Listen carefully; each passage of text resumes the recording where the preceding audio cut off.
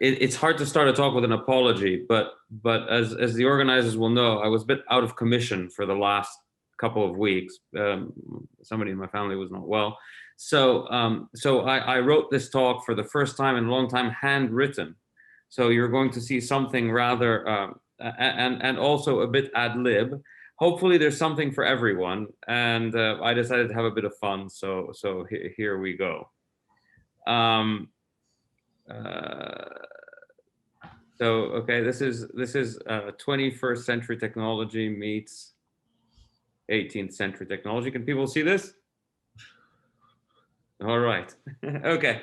Yeah, so, yes, we can see him. It seems rather beautiful. Thank you. So I'm going to start off with talking a little bit about the Faraday Pilot Wave Dynamics, but I'm going to also mention things that hopefully transcend that a little bit, and how sort of dimension affects things, because we always talk about two dimensions when we're talking about Faraday Pilot waves, or maybe one dimension, but I'd like to think of it more broadly, and also think about other things, given that this is a conference with lots of people with different interests.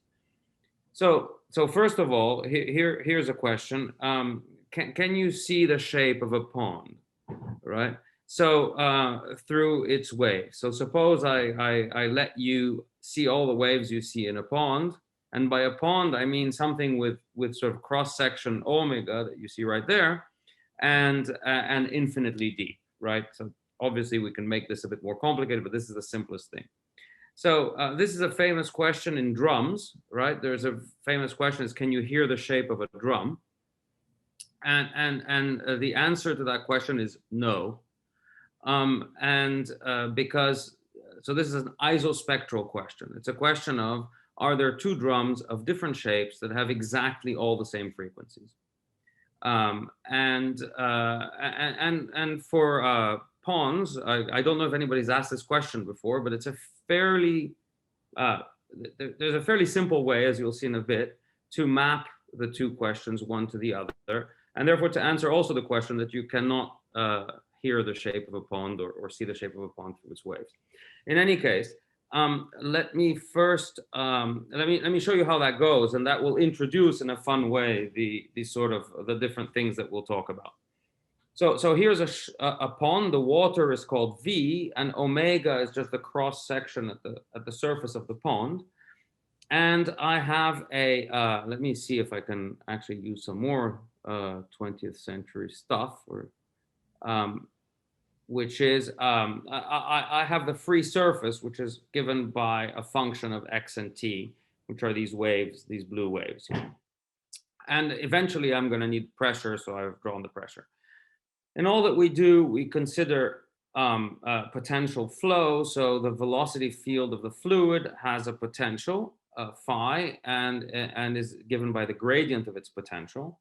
And once you do that, phi, meaning the potential inside this volume V, satisfies Laplace's equation. There is no flow through the vertical boundaries of the wall, and then there are some boundary conditions at the free surface that leads to the waves. Those boundary conditions simply says that the free surface velocity matches the fluid velocity in the vertical direction, right? That's sort of obvious. The fluid moves the free surface up. And this is essentially just F equals ma. This means that the free surface forces have to equal to the acceleration of the free surface. In any case, so these equations close this system, and then you can try to find what the waves look like in the system.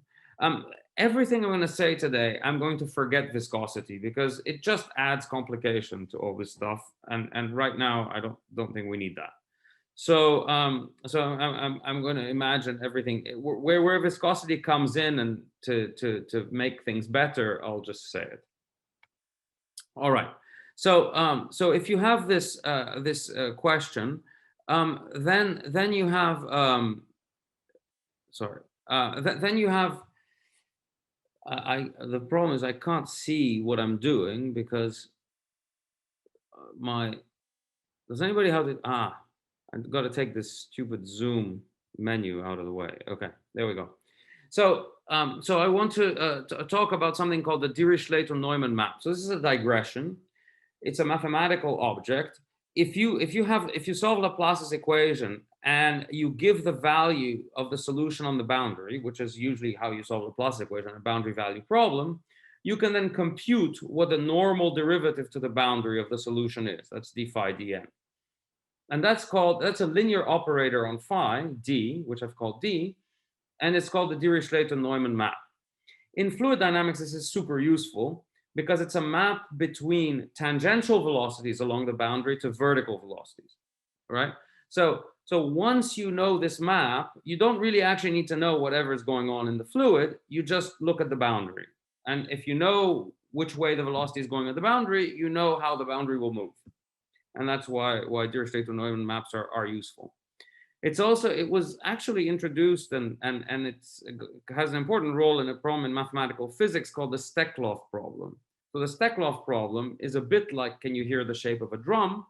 But it's with the Dirichlet Neumann map, in the sense that if I give you a domain omega with a boundary d omega, and you define this spectral problem, meaning lambda are the eigenvalues of this Dirichlet Neumann map. It's a linear map, so you can find its eigenvalues. If you do that, can you find isospectral omegas? In other words, or does the spectrum of this uniquely characterize this domain omega? It's called the Steklov problem. Lots of mathematicians spend their time working on this. It actually has a really kind of nice application here, because if I look at the problem I was just talking about, a fluid dynamicist called Brooke Benjamin said, hang on, if I want to solve the problem in this fluid domain here, and I solve this Helmholtz equation first on the cross section of the domain, then essentially the k's that appear here are the eigenvalues of the Steklov problem for the bigger volume. So this is a mouthful. What does this actually mean? It means that the cross section, the Helmholtz, the eigenvalues of the Laplacian, the solution of the Helmholtz equation on this cross section give you the k's, the wave numbers, that will actually then tell you what the frequencies are. Notice that in a drum, this directly tells you the frequencies. So if this were a drum, the can you hear the shape of a drum is answered by these k's. If this is a pond, can you hear the shape of a drum is answered by these omegas, which is given by a monotonic function of k. So in other words, if you can't hear the shape of a drum, you can't hear the shape of a pond. In any case, that's what this says, and it's just simply a map between the two frequencies. Okay, what does all this have to do with bouncing droplets? Where did this dispersion relation come from? This dispersion relation came from the fact that I had these boundary conditions at z equals 0.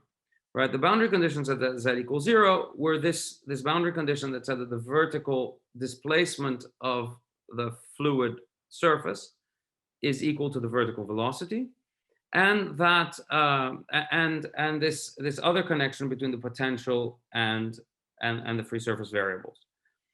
Now this is in fact the Dirichlet Neumann map, as we've seen, because phi z, the z direction is the normal outside my domain V. And therefore, what does the Dirichlet Neumann map says? It says if there's converging flow, for example, then the fluid surface will move up, right? So that's what this says, and I will use that Dirichlet Neumann map in this equation. And then this equation, I'll just solve it. It doesn't have any z derivatives, so it just depends on stuff that goes on at the surface. These are surface equations. So if I then go back and I write my expansion as using those eigenvalues, eigenfunctions of the Dirichlet Neumann map with some coefficients that depend on time, I then conclude that the time dependence of these coefficients satisfy this second order ODE, where this is obviously the frequency squared. This should be a squared right here, which shows this dispersion relation. So this is not particularly difficult, but it's for arbitrary domains, right? We've just solved this problem for arbitrary domains, not just for free space. Everybody here has seen this dispersion relation for free space, but now I've characterized that no matter what cross-section your domain is, you can do exactly the same thing as long as these k's are your Steklov eigenvalues. Okay, so waves in this case are sinusoid in time. And that's how you find all the waves in a bath of arbitrary cross section. Now, once you do that, in this problem, we have this Faraday forcing. I'm going to motivate the Faraday forcing in that it filters a just particular single frequency, right? And I'm going to show you why that's true, right? In a slightly different way than you've probably seen so far. So just like I've confused everyone with the Steklov stuff, I'm going to confuse people now on this. So what does that mean?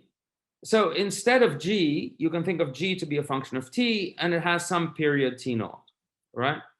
If it's sinusoid, this g of t, then it might have a frequency omega naught, which is 2 pi over t naught. Nothing that I've said changes from these facts, and therefore that second order ODE that I've just wrote down before is identical, except it has a g of t right here, right? And this is called a Mathieu equation. Well, if g of t is sinusoid, it's called the Mathieu equation. But if g of t is just periodic, it's a Floquet problem. And Floquet problems are really quite wonderful, because there's a theorem that says if you have a Floquet problem, the solution is essentially periodic with, or there are solutions that are essentially periodic with the period of the forcing or with other multiples of the forcing, which I'll tell you in a second, but then multiplied by a certain either amplification or reduction factor. So in other words, what does that mean? That means there's a map. If I give you initial data at any time t for this ODE, there's a 2 by 2 matrix of 4 numbers that tell me what these a and a dot, there should be a dot right here, are at a later time. Okay? And this matrix is a fixed matrix that you compute once and for all and you're done. And this matrix contains essentially the amplification factor or the reduction factor of what happens to my modes during periods of the shaking, right? Now, once you do that, you can find the eigenvalues of this matrix. Now, remember, K is the spectrum of my waves, right? So there are many, many, many Ks, and out of all these Ks, I can find the ones. I look at all those 2 by 2 matrices that are indexed by K, and I find the one that has, for which value of K, I have the largest eigenvalue of those 2 by 2 matrices. So that's a fancy way to say this. K is the is the argument, meaning Vk, that maximizes the eigenvalue of that matrix. And you can show, for the simple case of sinusoids, that it satisfies this relation. The 2 omega of Kf, this is a definition of Kf, Faraday, K Faraday, is your shaking frequency. So this is the famous subharmonic oscillation, right? The subharmonic frequency. Now, what do I mean by filtering? If you're going to iterate this map many times, eventually you'll lose every other wave. And the only one that you will see is the one that satisfies this relation. So that's why this is the only K that matters. That's not quite true. It could be that there are some different values of k's that have very close eigenvalues, and you could see them for a long time. But at least in many cases, this is true. Okay, so that's what Faraday forcing does. It doesn't change anything about the modes of the system, but it just selects certain modes that will be sustained or amplified. All right, and you can design these if you'd like. Okay, I haven't said anything about the droplet. I don't think I'll say anything quite new here. The droplet satisfies some dynamics, which says that its acceleration is proportional to the negative of the gradient, meaning it sort of slides, it gets a horizontal push proportional to the gradient, the negative of the gradient of the free surface, times some factor. This factor is complicated. It includes a lot of fluid mechanics. I've worked a lot on this, but I'm not going to talk a lot about fluid mechanics here. So that's some factor. And this factor is also related to the pressure by action and reaction that the droplet exerts on the fluid, thereby creating the wave. So this P and this F are very intimately connected. One is the integral of the other plus some other stuff. And that's what in fact creates the waves and couples it to the dynamics of the droplets, because so far I hadn't talked about droplets, right? So this P appears in the equations that I've used so far right here, and the F appears right there. Okay, so now, given all this, we can now start simulating, looking at particular cases.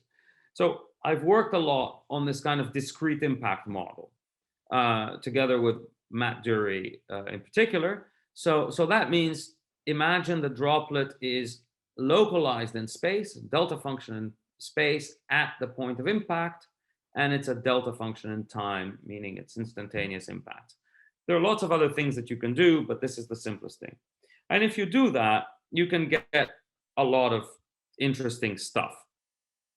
So in particular, this is the dynamics in a circular corral. And depending on, now here, dissipation is important, because in everything I've said, I've sort of papered over dissipation. This gamma over gamma Faraday, again, depends on how far you are from the Faraday threshold, which depends on viscosity. But we can therefore characterize a lot of different dynamics in the system using this sort of this machinery that I've just talked about. And on the chaotic dynamics, you can also characterize in a circular domain what you can see. Okay, that's just to illustrate. I'm not going to talk about this because I want to go off in the and talk about two other things. So firstly, everything I said was in a cavity. What happens in free space, right? What happens if you don't have any walls, right? That's the easier case. So everything I've said is correct, except that now K is a continuous variable. Instead of K being a discrete set of modes, it's a discrete set of eigenvalues. It's a continuous variable. And in particular, in free space, we have these famous functions that I'm sure you've seen here, where you have the Bessel functions for the modes of the system. And for essentially, if you go through the work here, you get that the droplet, you expect it to generate essentially J naught of Kx, where K is K Faraday, given by the equation that I've told you before that has to do with the subharmonic frequency, right? And if you work, so this is what a Bessel function looks like drawn on paper, and this is what it looks like asymptotically. It looks like a cosine shifted and with a decay 1 over root x, right? Then you can solve for the a's, which look like sinusoids. So this is what free space looks like. and therefore from this you can also with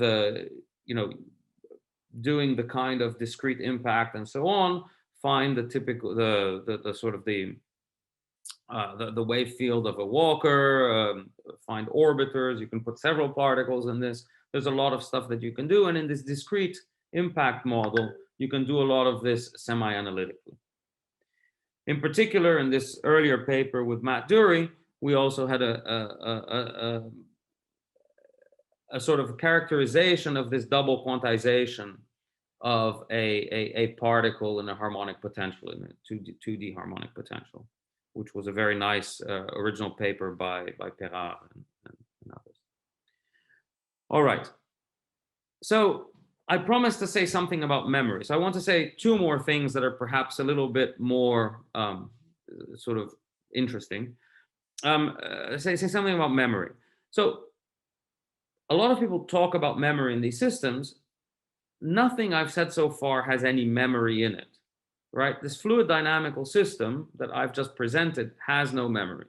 You tell me what the initial condition is, and off I go. I integrate in time, and I find the solution in time, right? The only reason that this system has memory or can have a form of memory is when you do a dimension reduction, right?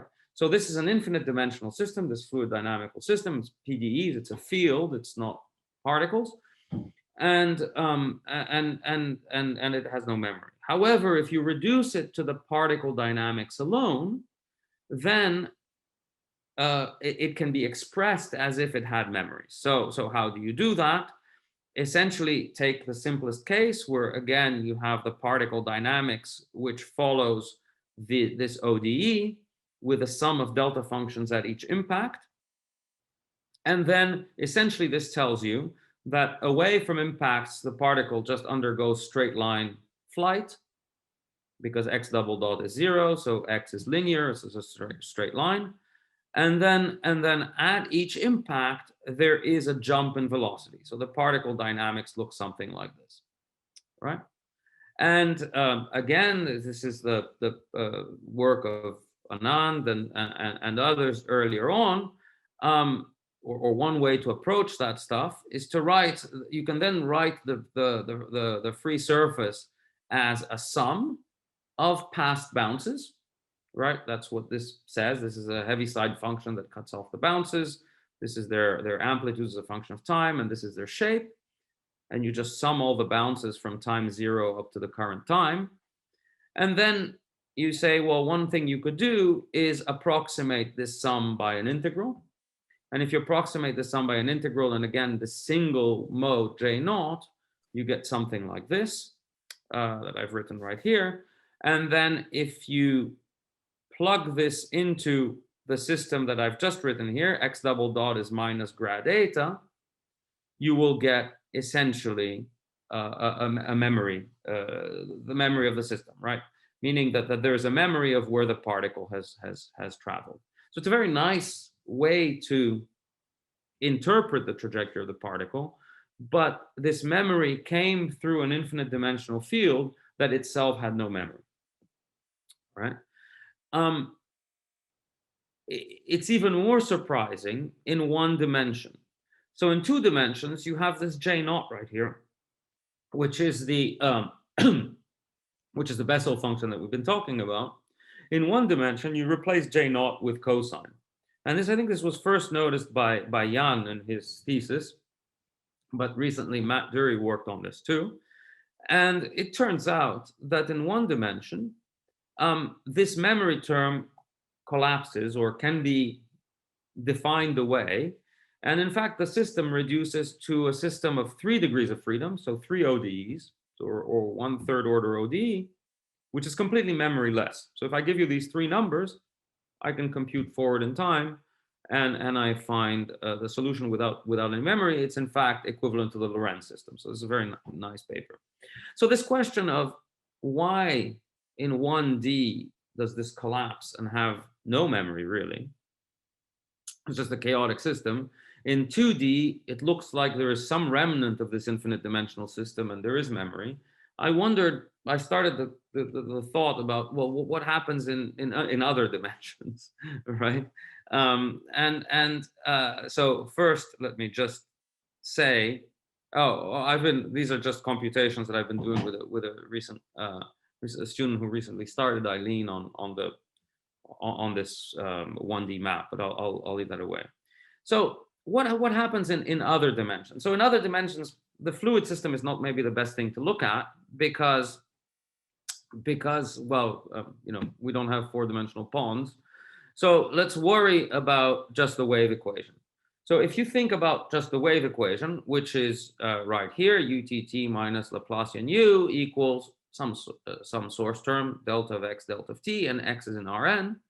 Or you can think of the wave equation forced by an oscillating source, which is some point object with e to the I omega t here. By the way, unfortunately, I know John and Matt have worked on this problem recently. I'm not completely up to date, so if I say something that is completely known, so sorry about that, John. Anyways,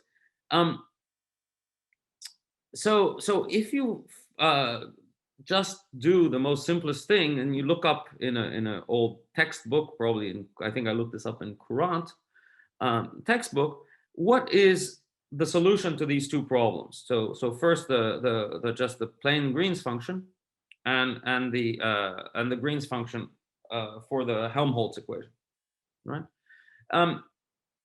And what you get is this, and this is dimension 1, 2, and 3, and dimension 2 is special because dimension 2, the wave equation doesn't satisfy Huygens principle, right? So waves in 2D in the wave equation, the solution at one point doesn't just depend on stuff that was at a distance ct away at time t in the past, right? It depends on everything that was ct away or closer, right? And that can be seen in this formula here. This depends on x, right? Whereas this formula here just changes at x equals t, and this formula also just depends on x equals t, right? And it's true, I think Hadamard first figured this out, that in even dimensions there is no Huygens principle, and in odd dimensions there is. So this led me to wonder, well, does this business of memory have to do with even dimensions and odd dimensions? And to look at that, I looked up these different Helmholtz, the Helmholtz Green's functions. And in dimension 1, it's just a sine wave, so sine omega x. So this is what I had written here. Well, I've written a cosine here, but that's a sine. In 2 dimensions, it's the usual Bessel function. In 3 dimension, again, it's sinusoid. And in fact, it's sinusoid in every dimension that is odd, except for that it has this decay in space, right? This 1 over x decay in space in 3 dimensions, whereas it have 1 over x squared in 5 dimensions, etc. And it's a bit more complicated. I mean, the formula is a bit more complicated than that, but it's always a sinusoid. So in fact, yeah. Timekeeping, just. Oh, sorry. So I'm done. This is I think the before last slide. So the slide is what? There's just comments on this. Again, it's a bit of a sort of recent musings. In 2D, wave equation doesn't satisfy Huygens principle, neither do the water waves, and it has consequences. So, for example, orbital radii. If you're computing, pilot wave theory about orbiting of objects in 2D, we always get an offset, right? And that offset's due to the fact that Bessel function isn't really periodic in space, but in odd dimensions, whatever thing you use, it will be periodic in space. So you'll get more precise quantizations. The other question is a bit how to extend this a little bit to Klein-Gordon, which everything I've said in the previous page sort of maps directly to Klein-Gordon. So that's just it. And thank you.